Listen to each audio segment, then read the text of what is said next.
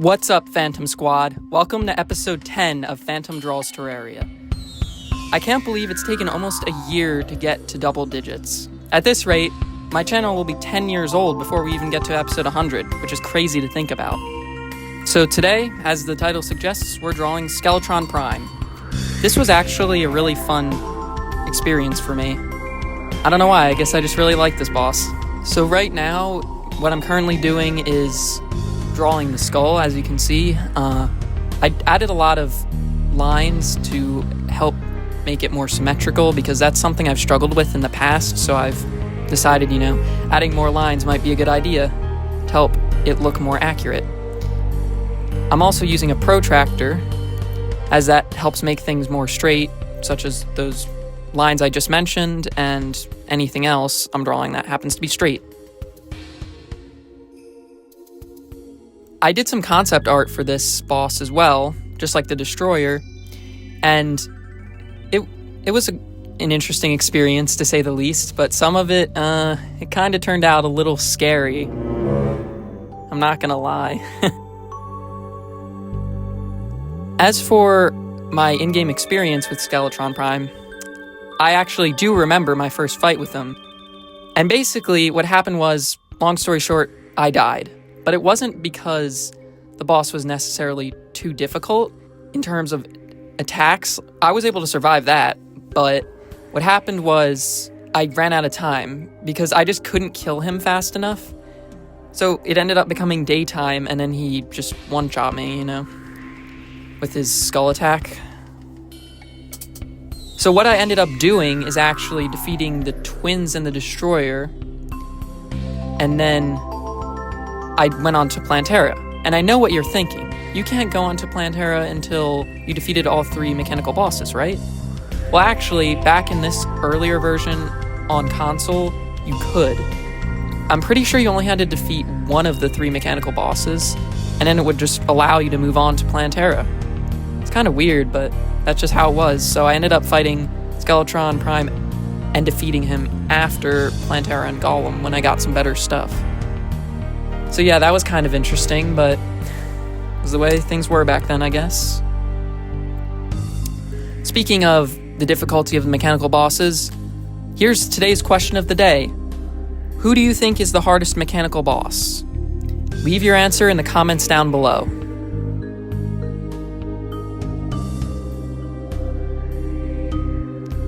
Okay, so back to the drawing. I'm currently adding on the laser blaster that Prime has on his one arm. This was actually kind of hard to draw. I had to redraw it from scratch at one point because, yeah, it's just got a really complex shape to it. And also even the arms are kind of hard to draw, the like forearm bones. I don't know bones off the top of my head, if I'm being honest.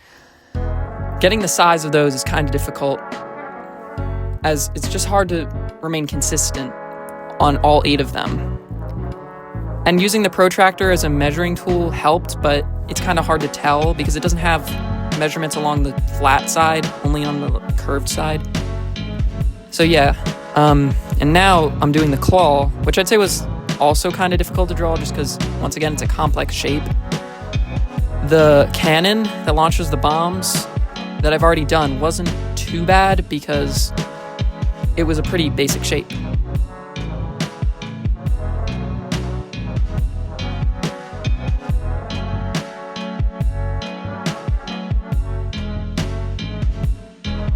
I've been working on some more music with Cubeart as well. I do have another track that will play at some point during this video. I'm not sure if it's playing right now, or if it played earlier or later, but I'm sure you'll hear it at some point during the video.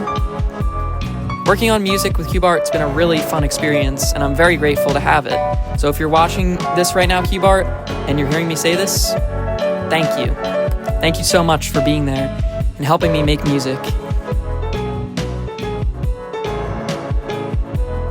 So now that I got the initial sketch done, I'm working on tracing everything again with my mechanical pencil to make it darker and more detailed. So right now I'm currently adding Skeletron Prime's pupils, and yeah, just working on adding all the details. I've got to say, coloring in his eyes were really satisfying. Like, just looking back at the recording now, it's just such a satisfying thing to watch as his eyes fill in, and they just look so, I don't know, just something about it looks really good to me. I'm really proud of this sketch, honestly.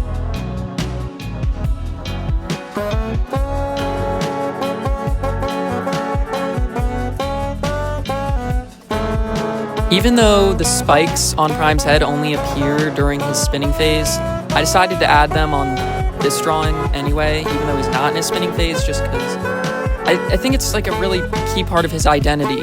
So I wanted to differentiate him from my original Skeletron drawing.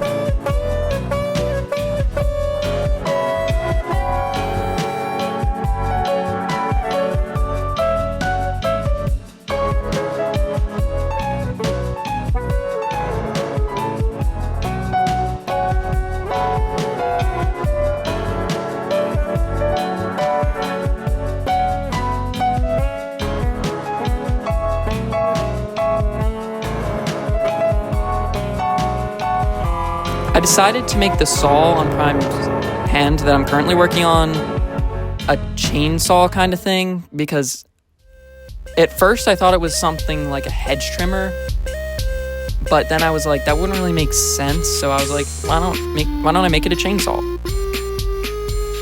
And now I'm adding the red to Prime's eyes, which I think once again came out really well, and I'm really proud of it.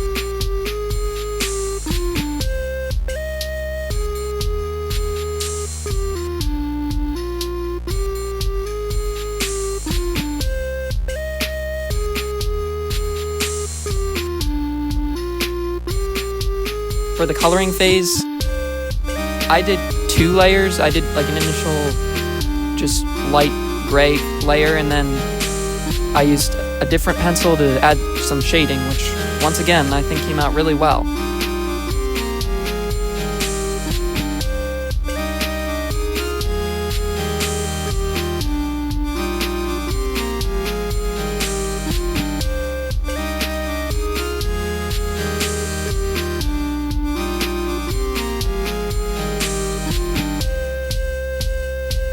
Shading is just one of those things where you think, oh, this drawing looks good, but then you add the shading to it, and it just takes it to a whole nother level.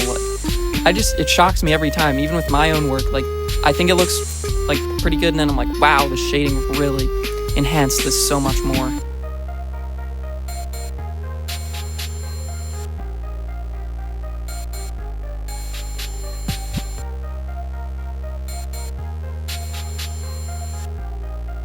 I also thought I would add little motion marks to the chainsaw just to show it in motion.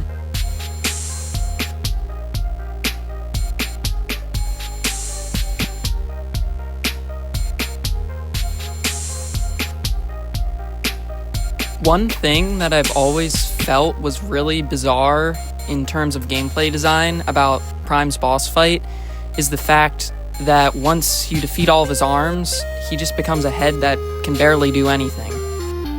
I guess you could say that's true for the original Skeletron fight as well, but at least in Expert and Master Mode, he has those skulls he can shoot at you. I don't think Skeletron Prime has anything like that in Expert Mode or Master Mode, if I remember correctly. So it's just kind of weird because it becomes such an interesting dynamic fight, and then it turns into this very basic, almost mindless fight that doesn't really require much skill at this point.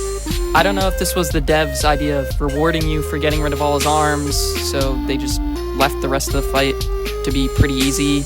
I don't know, honestly. But yeah, it's just kind of weird, because you'd think he would start getting more aggressive after you kill his... Not kill, really, because he's a robot, but destroy his arms. But yeah, he really doesn't. He just acts the same as he did with his arms, but it's easier now since his head is the only obstacle. So to finish off the drawing, I thought I'd add one more detail, and that's what I'm drawing right now. They're called fear orbs, and they're basically like a physical manifestation of fear that Prime absorbs from his victims. And I thought this would be a cool idea to integrate the souls of fright that are contained within him into his lore. So, on to the bio.